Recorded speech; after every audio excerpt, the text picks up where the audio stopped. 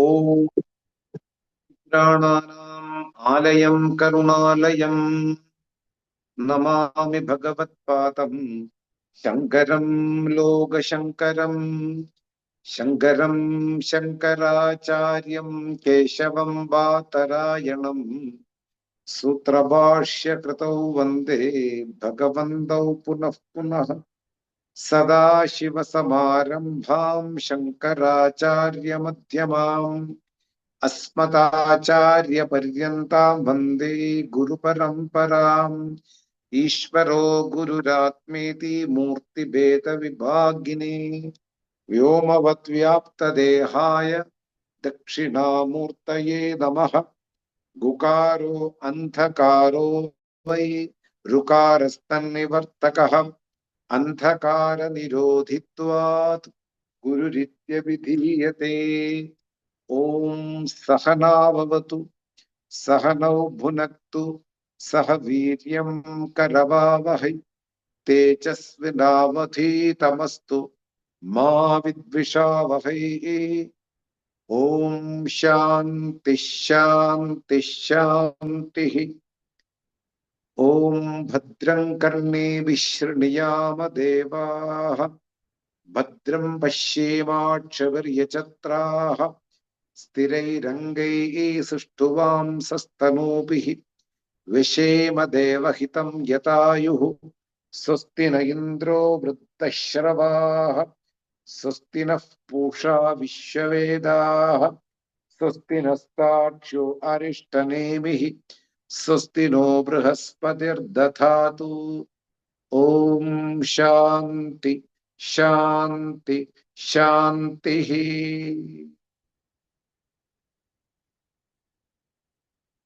We are studying Māṇḍūkya Upaniṣad.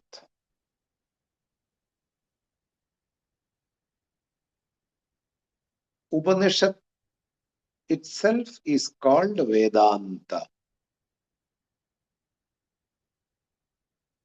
a unique subject matter which is presented by the scriptures in the last portion. That is why it is called Vedasya Andavage Yat Upalabdham Tat Vedanta. What is received, what is accomplished in the last portion of Vedas, our fundamental scriptures, which talks about what is seen in the world, what is unseen in the world, what cannot be grasped by the intellect, what cannot be imagined by the intellect, what cannot be calculated by the intellect, what cannot be achieved by the human strength, those things are being elaborately told by the traditional Indian traditional scriptures, which is our fundamental books in the tradition. Then Vedanta has only one topic.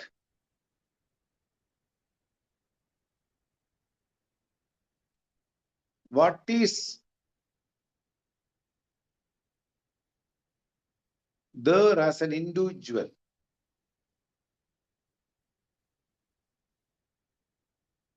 What is inside an individual? Which energy? I am using this word energy for understanding. What is the source of this body being sentient? That entity is the essence of the cosmic world. That entity is called the Lord which is all pervading.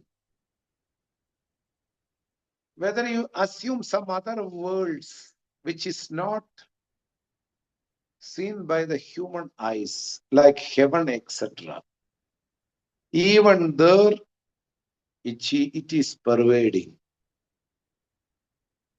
So, if I brief that,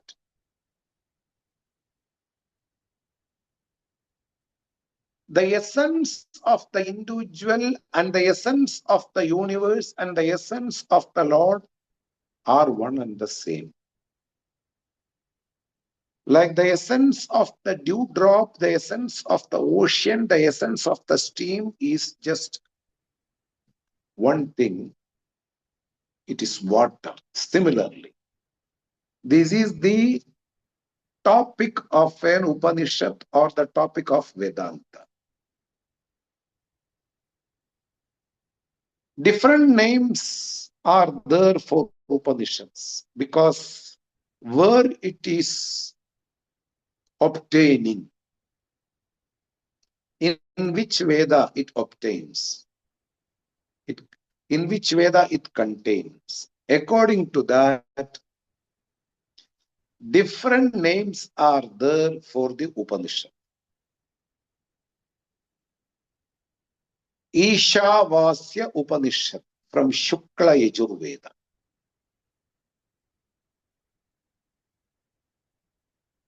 Kenopanishad, Talavakara Brahmanam Samavediyam. Kathopanishad, Krishna Yajurvediyam. So, from which Vedas they come, according to that, they will have a name. But the topic is one and the same. You are equated to the Lord from the standpoint of ultimate reality or from the standpoint of the essence.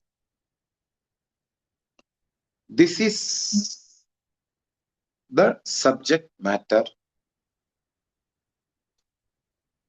And Adi Shankara, the Acharya, who written the commentary for major 10 Upanishads, so that any person with a serious inquiry can grasp the meaning from a traditional teacher. There is no direct inquiry inside into the Upanishads. Like you read a text of somebody written, a novel, a story, or a drama. Similarly, there is no going alone through Upanishadic sentences. You need a proper guidance from the traditional teacher. That is why it is called Shruti. You listen from a proper traditional teacher so that you can grasp the meaning properly.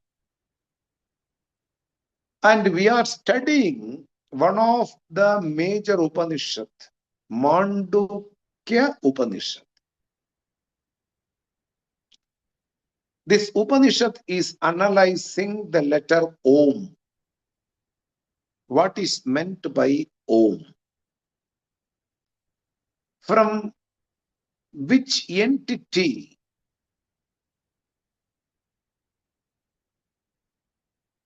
all three states in the human body comes and goes.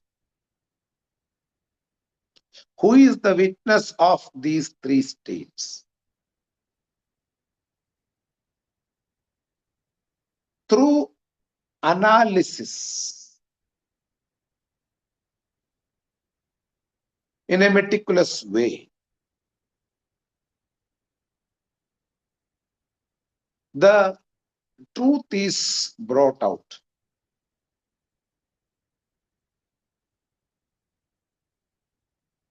And one of the traditional teacher has written very beautiful verses in support of this Upanishad, which is also traditional to study along with this Upanishad. And we are studying that properly. For last few weeks, we are seeing verses which are talking about different views of the scholars, the sages, learned people, school of philosophies. They have their own view and they propel this view. They teach to their disciples. And these views are not complete. It's all partial vision. We saw, which are very familiar on the time of Gaudapada, now also it is relevant to see. And Adi Shankara, in his Bhashya, he says that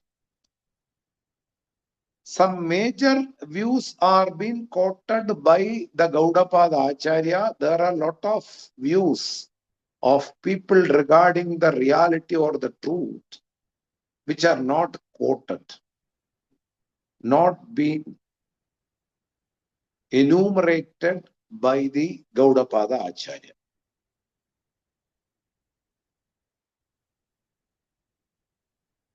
And we saw all the listed views of Gaudapada Acharya. After listing all the visions, he enters into a major verse, one of the beautiful verse of the second section. And it's very important, this verse. The final conclusion regarding these visions. He says in one verse, one should know the reality if you are wedded to this vision.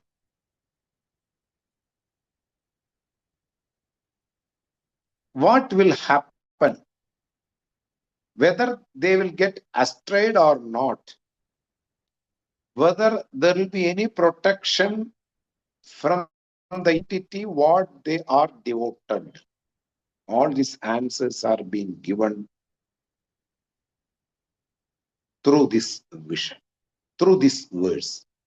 We will read the verse first, and after that we'll go through the meaning. Very important verse.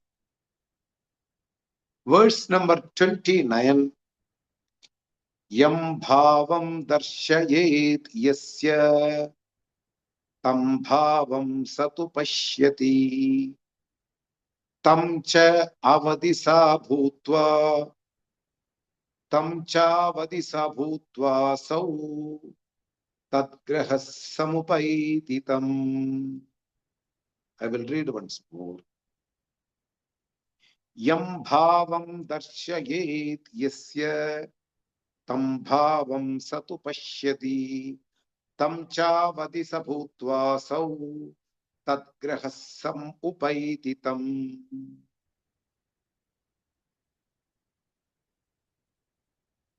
First of all, we will create some base to understand this vision. Somebody's view is not the real truth or the entity. This is for sure, and one should realize that. After listening the Vedanta, one should come to this conclusion. somebody's view is not the real truth.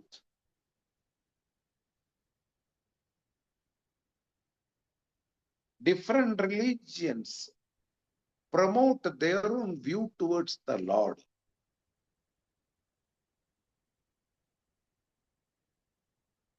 They present different actions to get connected with this partial reality, so that we have prayers in churches, prayers in temple, prayers in mosque, prayers in Buddha monastery, everywhere, because to get connected with this partial vision. It's all in one sentence. You have to know that somebody's view is not the real truth. Any religion will get the name somebody's view, because the reality is unlimited consciousness, and it is formless. Our eyes are limited, our mind is limited, even our words are limited to convey an entity which is unlimited.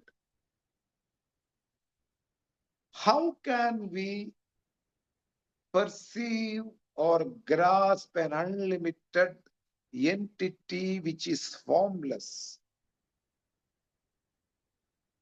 with our limited body, sense, and organs?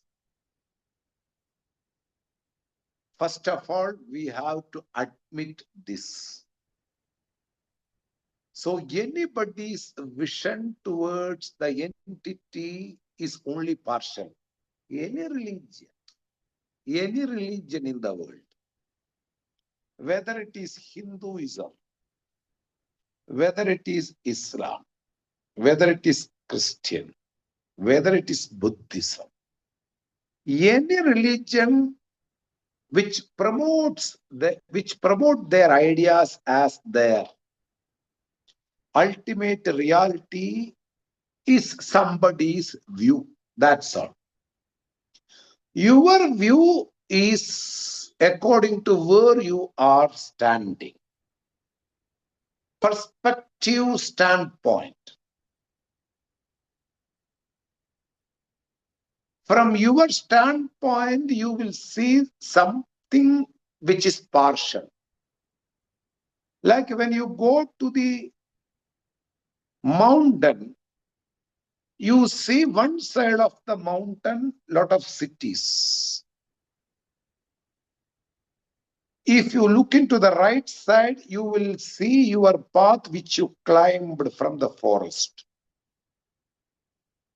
When you look towards another side, you will see a big water body. When you look to the other side, you will see some other mountains. Everywhere you have to turn around. The entire vision can only be 4 parts. One side, a major city is located. One side, a water body is located. One side, the path where you climbed to this mountain and forest is located. And another side, you will see a lot of mountains. If you want to see this entire vision at once, you have to have drone camera, or you have to go on the top of the mountain. Now you will get partial vision. The same way, to whom you are connected, to which religion you are connected, to which people you are connected, lot of criteria is there in your vision. The idea which you generate in your mind will include all these features.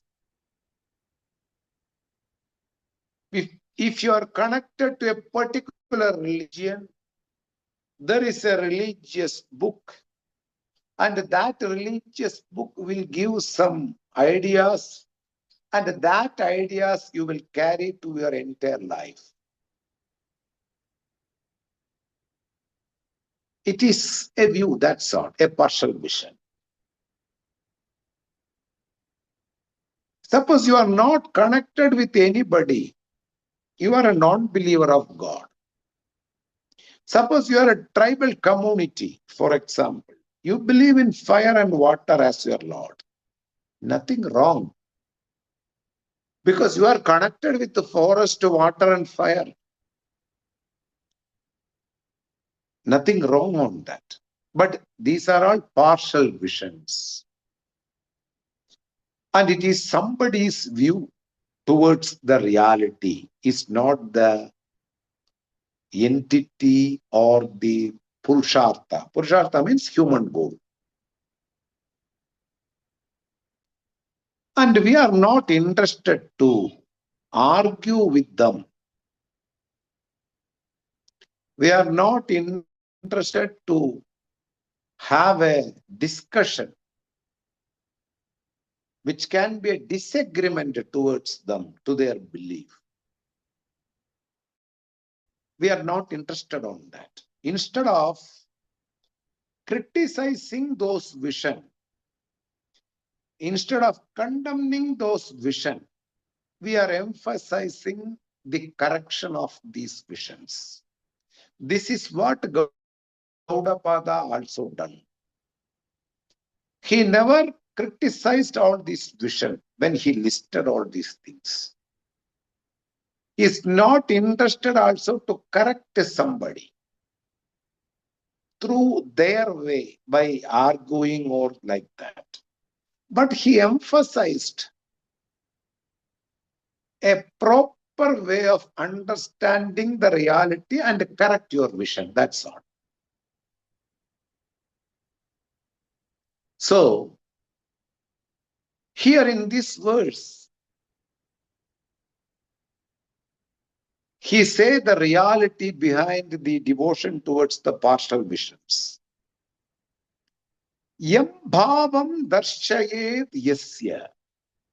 To whom their teachers or the scholar under the person where he is studying or she is studying.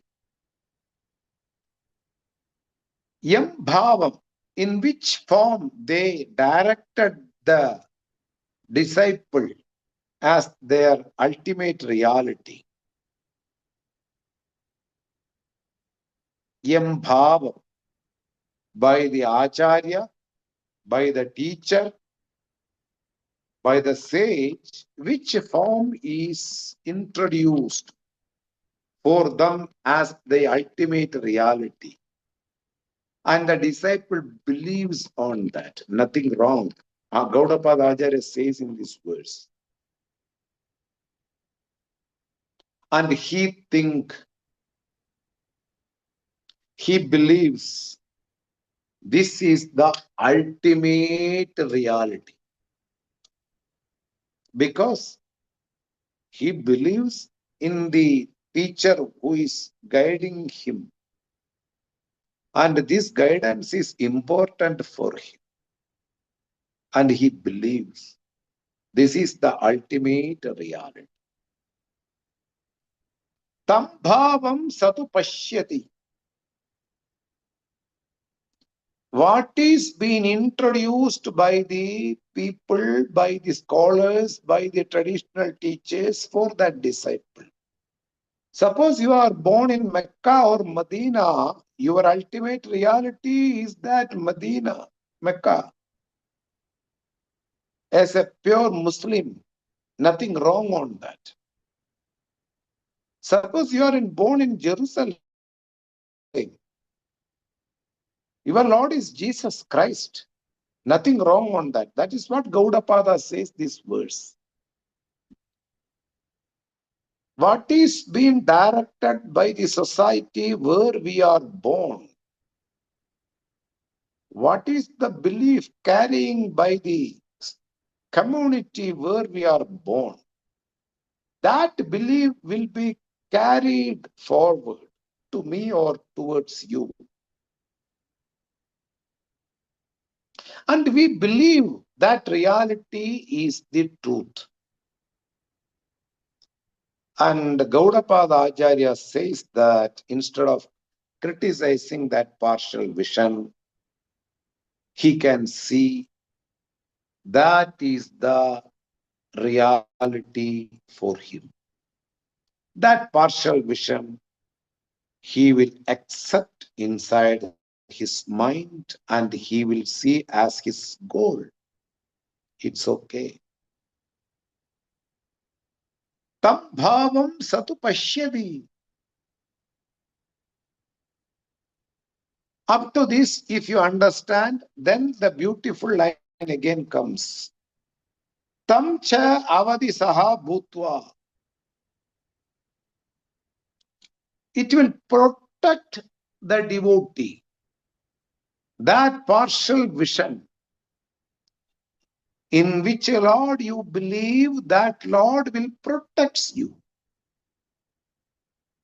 It will help you.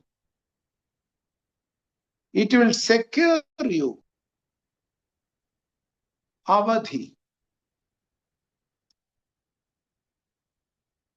In that he will keep all his beliefs and all his weights, what is carrying inside his head. He will pray daily towards that partial vision.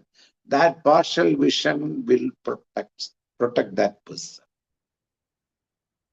And also, he will reach to the world of this partial vision. Tat grahaha. He will not get astride. He will be in the world of this view, what he was carrying in his entire life after death. Suppose if you believe heaven and you have done a lot of good deeds, you are going to reach heaven.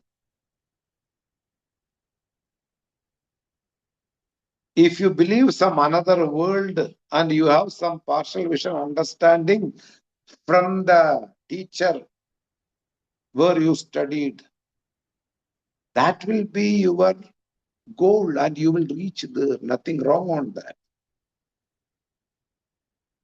Remember, all the partial visions are identical towards the ultimate truth, consciousness, Brahman. So that we are not against any vision, any view, anybody's view. Only point is, according to your vision, you will reach a place. But it is not the human goal for sure. It is not the reality for sure. It is somebody's view and you blindly believe on that. And you will reach towards that.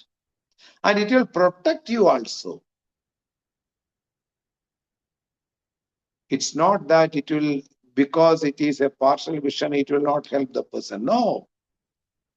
If you have complete Shraddha, believe on that, it will protect you also. Gaudapada says that Tam cha avadi bhutva. He will enter, the person who devoted to that partial vision guided by his teacher will enter into this partial vision, will be protected by this view, and he will be totally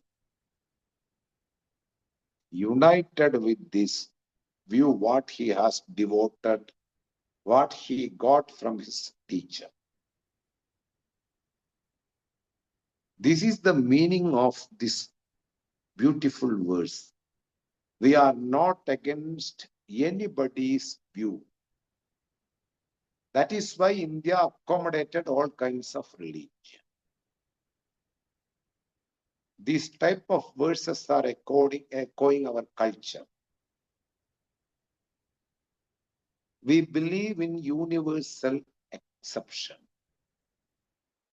universal tolerance, and we give shelter for all kind of religions in this country because it is our heritage. It is our way of living. Nobody should be away from this country.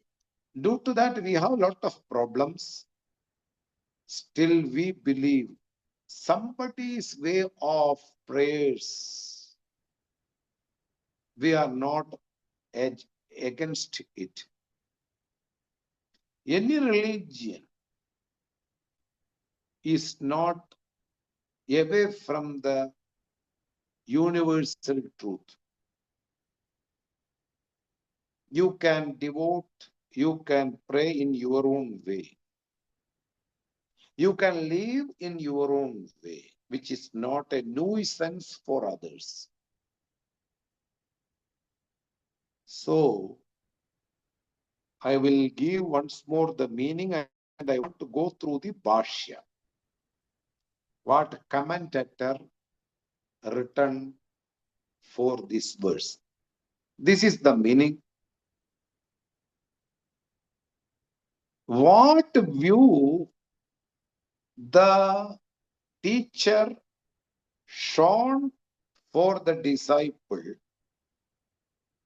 that view will be the ultimate reality for that disciple. And he believed with a total sincerity. And due to his belief on this partial vision, that view in any form will help this student, disciple, protect, give more security in which form he believes. And he will enter inside to this view. All his entire life, what was his belief? According to that, he will enter to that view. We have a beautiful story in Kerala, where I live right now. In India, it's a place called Kerala.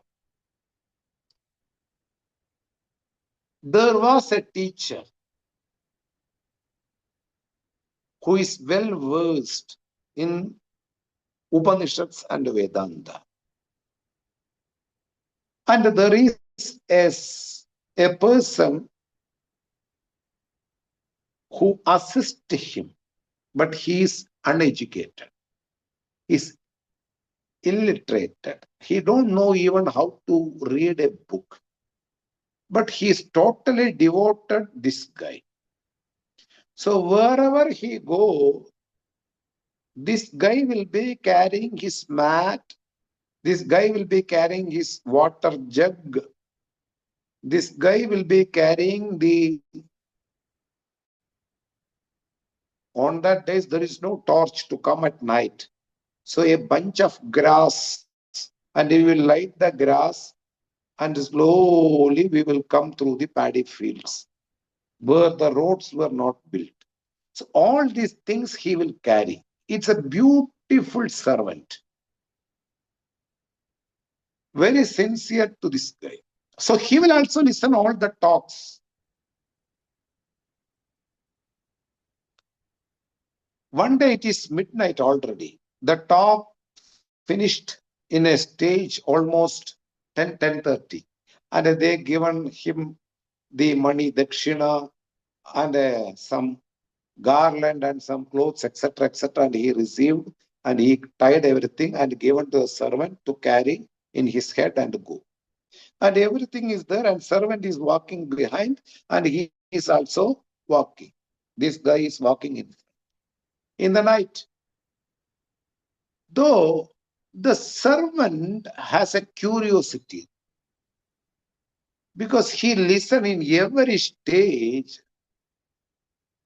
His master is talking about a word called Brahman. Brahman is all pervading. Brahman never dies. Brahman is ever existing. Brahman is colorless. Brahman is formless. Brahman is the base of entire names and forms and universe. So every time he listened this word Brahman, but he cannot grasp what is that Brahman. Because he is illiterated and he is not connected with the Shastra. He is just a servant, but he is very much sincere with his duties towards this master. So on that night, he slowly asked, Masterji, I have a doubt. Masterji is a bit tired of having 2 hours of talk and everything. He was in a mood to sleep. Go there and have some food and sleep. But in between, there is a doubt arise for his servant. So slowly in a half mood, what is your doubt? Tell me.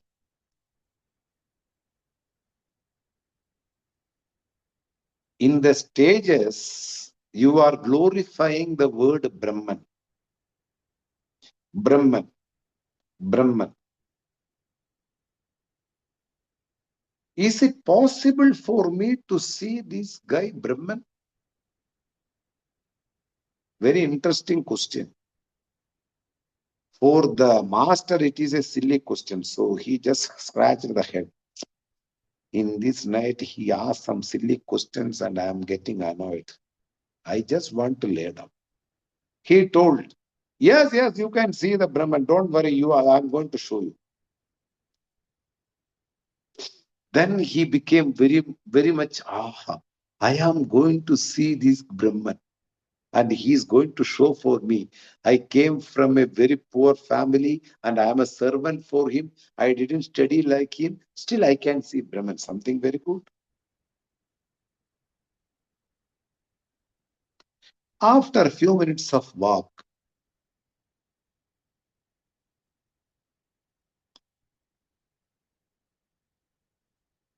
he have another doubt for the servant.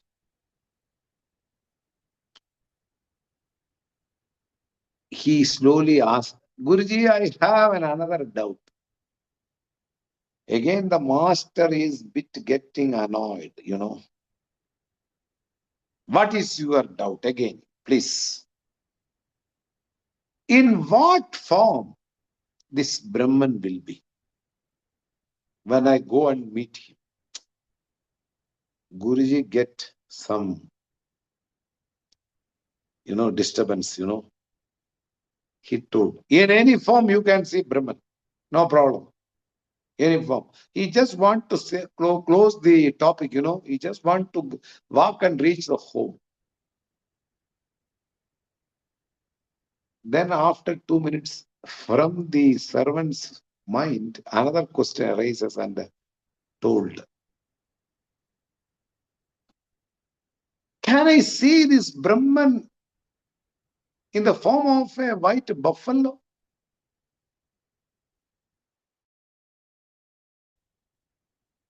Then the Guruji told, yes, you can see in the form of white buffalo. Please walk. I am not, right now, I am not interested to answer your question, but you can see in the form of a white buffalo. This sincere servant was very happy and he was meditating on this white buffalo. It will come one day in front of my eyes. It will come in front of my eyes. He was very sincere when the Guruji told these words. Within 2 minutes, there appears a white buffalo right in front of him. And he told Guruji, our Brahman is there in the form of white buffalo. See, Brahman, Namaskaram, Brahman. But Guruji cannot see anything because Guruji told as a mere words, just to make him quiet. But only this guy can see the form of that buffalo because he believed that Brahman is in the form of a buffalo. And he totally connected with that Brahman. The form of the Brahman became in the form of a buffalo, and it appears in front of him, a big white buffalo. Right now in Kerala, there is a temple where this buffalo appeared. It's not a fake story, it's a real story. Only the servant saw that, and he was completely astonished, something very wondering. And the master cannot see, where is that buffalo? Please walk, you are just mad. But he can see that big buffalo with a lot of perfumes and something like that. What was he imagining? And that temple is even right now without any shelter and everything. And a lot of devotees used to go and see that, that beautiful temple. And some buffaloes are roaming around, in below a big banyan tree. It's a big, very beautiful temple. The point is, now come to the moral. In which form you are connected with this ultimate, unlimited consciousness. That form, it will appear and helps you, protect you. No need to worry whether it is a partial vision or in a religion, nothing wrong on that. It's a view, and you believe on that view properly, sincerely. So we are only interested to correct those people. We are not interested to reject or criticize or condemn any or anybody's view. Any view is identical to Brahman. We accept every views. But the ultimate reality is not that view. But ultimate reality is the base and the essence of everybody's view. And Adi Shankara gives a beautiful bhashya. We will read that. One of the best bhashya for that. He says, I will read the bhashya and give you word by word meaning. Kim bahuna pranadinam anyatamam uktam anuktam va yam bhavam padartam darshayed yasya acharyaha anyaha va abhi taha idameva tattvam bhavadi iti. We studied few verses in the last few weeks, starting from the vital force pranaha. Those visions are very familiar and popular and was being followed by people on the days of Gaudapada Acharya. And those visions are being presented by different teachers whose views are partial. In which view the disciple is instructed and he gets connected with that view and he believes this is the truth of the entire universe. And he gives total surrender towards this view. Tam bhavam atmabodham pashyati. That view is the truth within me also. He sees ahamidiva. I am that view. And va mama idiva. And it will be mine. It will be always with me. Tam cha, that view will drashtaram.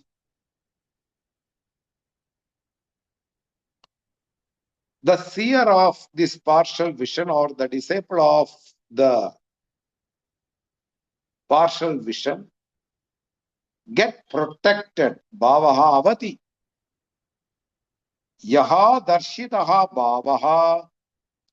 What is being shown by his instructor, the teacher, that vision will protect him. Asau bhutva bhavati. In that same form, in which form he is getting connected or devoted. Svena atmana sarvataha nirunadhi. He protects and he will get he will enter into this. Tasmin grahaha tad grahaha tad abhiniveshaha idameva tattvam. He will get some benefits from that because of his belief is 100% sincere towards this partial vision. Brahman will give all the blessings through the partial vision, what he was connected or she was connected, and he will get some results and benefits. Idameva tattvam idi. This is the only truth behind everything, he believes. Sahatam grihitaram. For that person, one who grasps this is the partial vision, tasya atmabhavam nikachadi ityartha.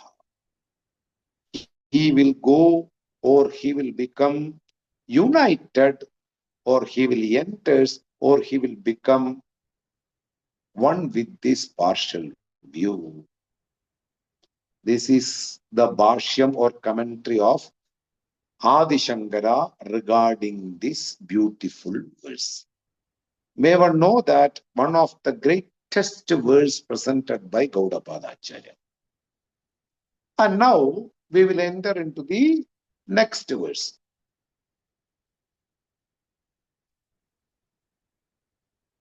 Yetaihi yesho pratak bhavaihi prathak eveti lakshitaha evam yo veda tattvena kalpayet so vishankataha. Once more I will read. Yetaihi yesho pratak bhavaihi prathak eveti lakshitaha evam yo veda Veditatvena kalpayet so vishankataha. This verse also have some beautiful sentences of commentator Adi Shankara. First of all, we look into the meaning of this verse. The stock example of Adi Shankara, even he quote in his commentary of this verse.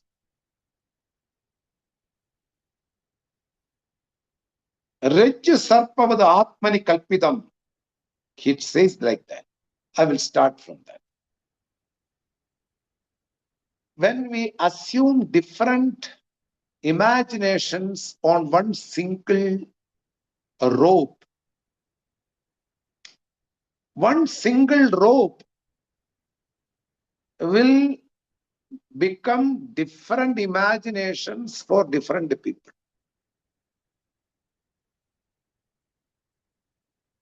For somebody, it is a snake. If you keep some sound of water and put some white paint on the rope, somebody can assume or imagine as a stream of water. If you keep a paint of a stick on the rope, somebody will imagine it is a stick. So, a rope which is in real is being misunderstood in different forms. Like now, the scholars misunderstood the ultimate reality as something other than what it is. They say this is the truth. Some view what they got became their truth. So here he says, apratak bhavaihi. Any imagination is not a different entity from its base. An imagined snake is not away or different from the rope, because the rope is imagined as a snake, as a stick, as a stream of water. Any imagined form inside the intellect is not a separate entity from the rock. This is what Shankara says. And apratak bhavaihi, non-separate views from which, from the unlimited consciousness, all their visions are non-separate.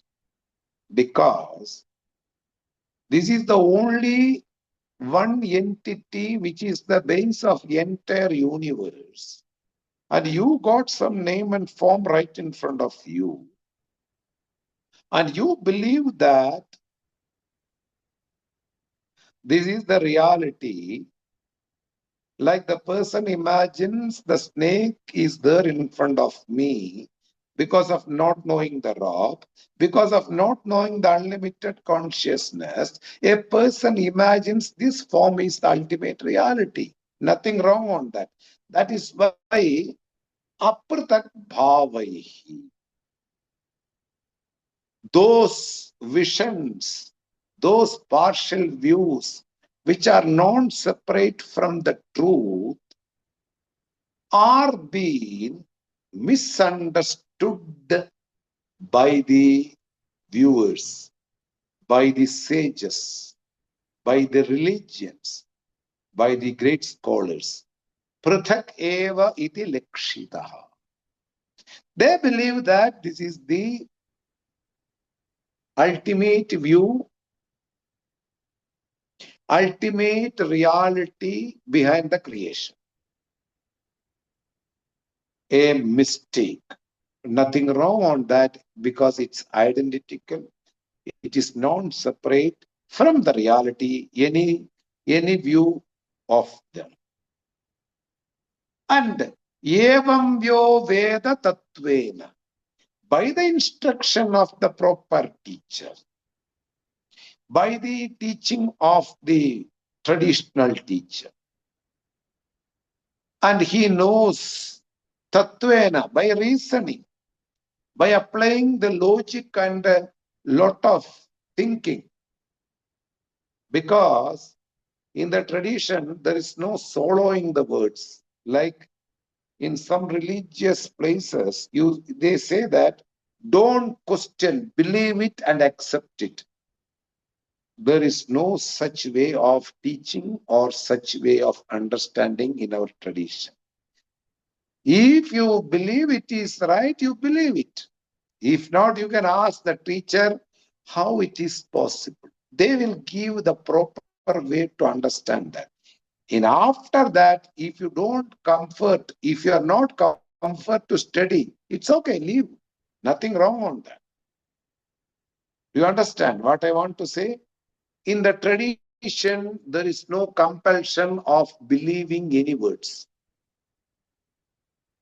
No traditional teacher compel a person to study. This is the truth.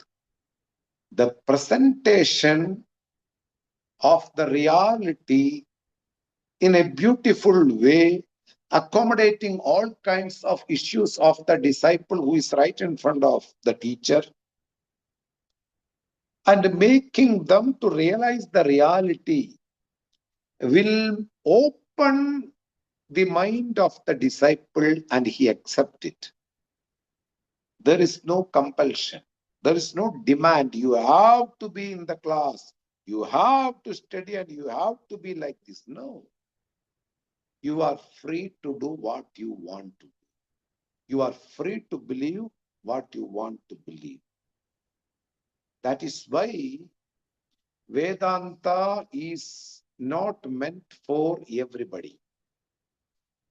Highly mature people,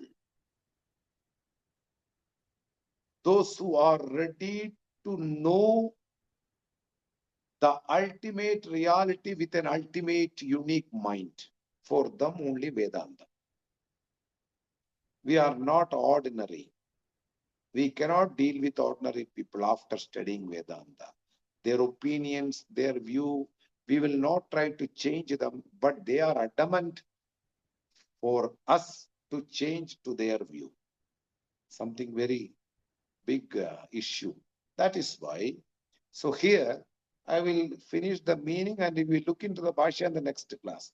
So, all the views which are partially true and being delivered by the tradition, by the teachers or scholars,